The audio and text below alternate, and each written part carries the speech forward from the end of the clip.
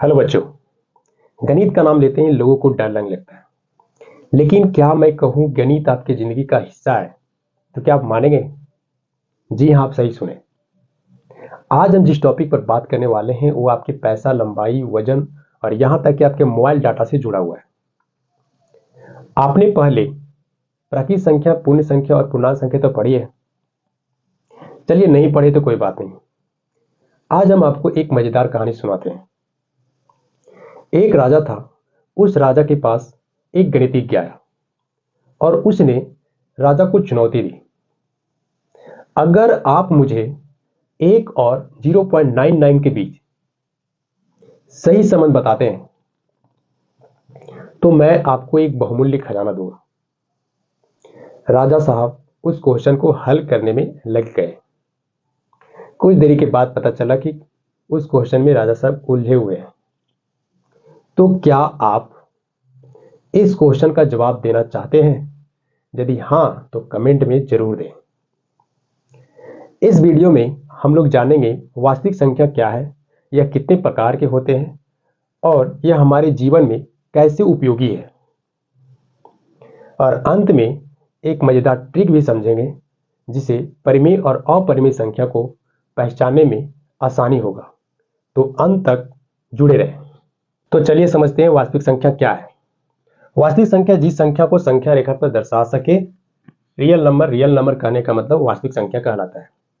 अब यहाँ पर संख्या रेखा क्या है उससे पहले समझते हैं संख्या क्या है।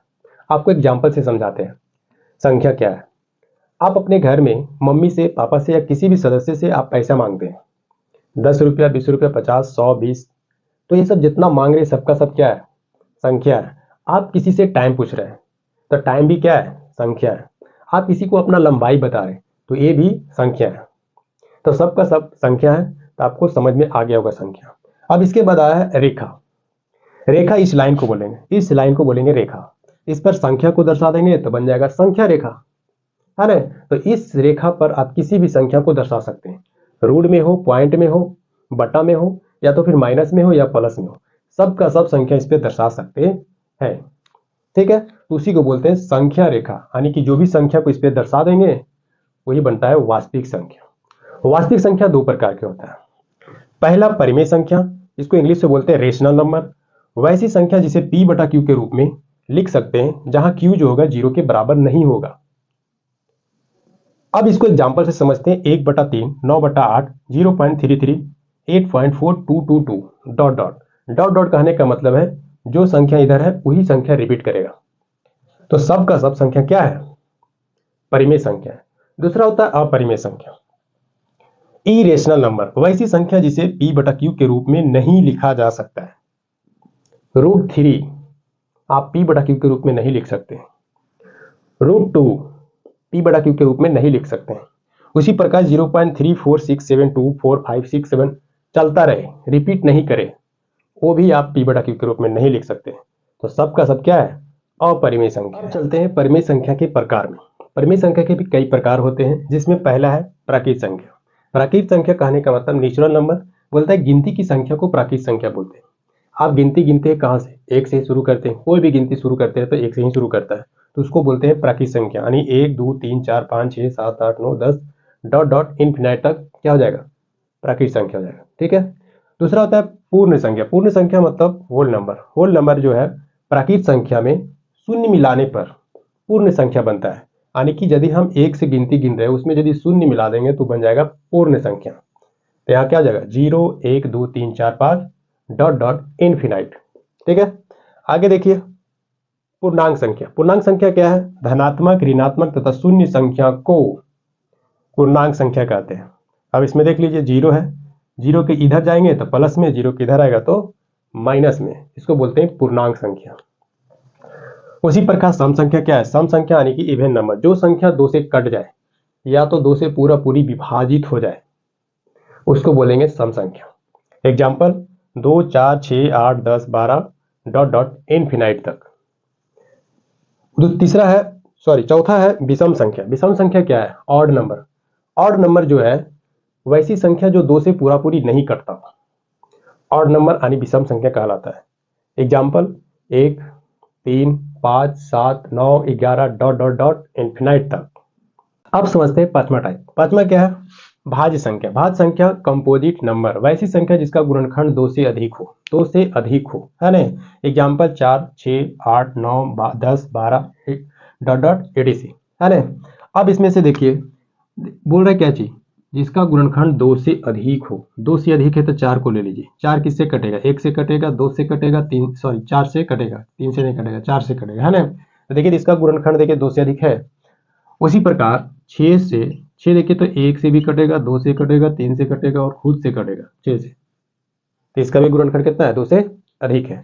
अगला है अभाज्य संख्या, प्राइम नंबर, जो संख्या एक और स्वयं से विभाजित हो। क्या कहलाता है? विभाजित करता है तो प्राइम नंबर कहलाता है। जैसे 2, 3, 5, 7, 11, 13, 17 डॉट डॉट डॉट इन्फिनाइट तक।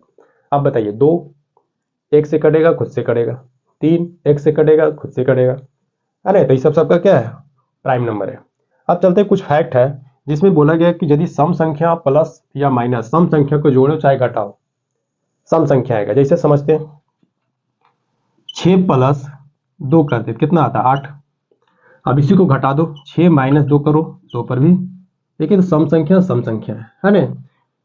उसी प्रकार विषम संख्या को जोड़ो चाहे घटाओ, 3 प्लस 5 आएगा 8, ठीक है। या तो फिर घटा दो, 5 माइनस 3 बराबर 2, तो क्या आ गया? सम संख्या आ गया। उसी प्रकार बोल रहा है कि विषम संख्या को सम संख्या के साथ जोड़ो चाहे घटाओ, तो देख लेते हैं। विषम संख्या प्लस सम संख्या जोड़ेंगे तो 9 आएगा।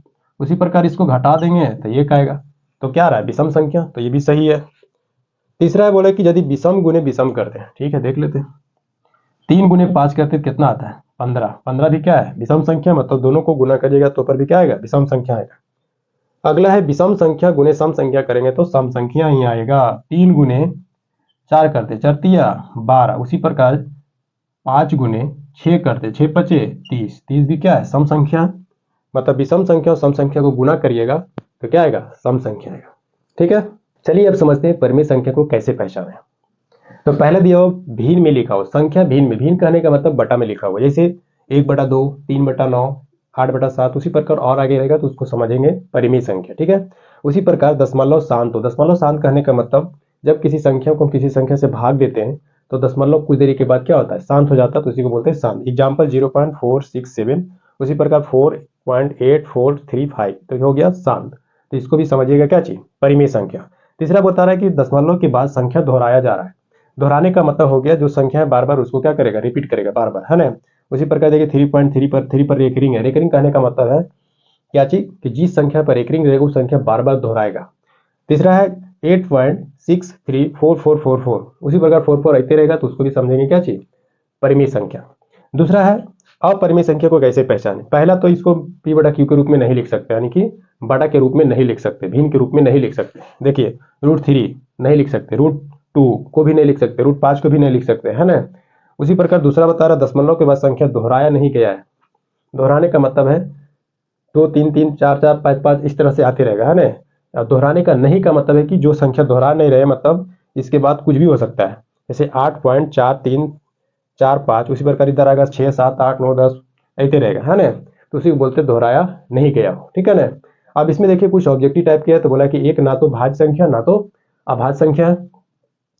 4 जो है सबसे छोटी भाज्य संख्या है और 9 जो है सबसे छोटी विषम भाज्य संख्या है। और सह अभाज्य संख्या किसे कहते हैं? जिसका HCF 1 हो, है ना। HCF कहने का मतलब है क्या चीज? इसमें यदि इससे भाग देंगे तो इसका दोनों संख्या 1 से ही कटे, उसके अलावा किसी से नहीं कटे। जैसे 3 और 5, 3 और 5 में कॉमन क्या है? 1 है, तो हो जाएगा भाज्य संख्या, सह अभाज्य संख्या। एक क्वेश्चन है, क्वेश्चन क्या है? √4 क्या है? परिमेय है या अपरिमेय है? इसका आंसर आप कमेंट में दीजिए। और यदि ये वीडियो आपको पसंद आया तो लाइक करें, सब्सक्राइब करें और शेयर करें।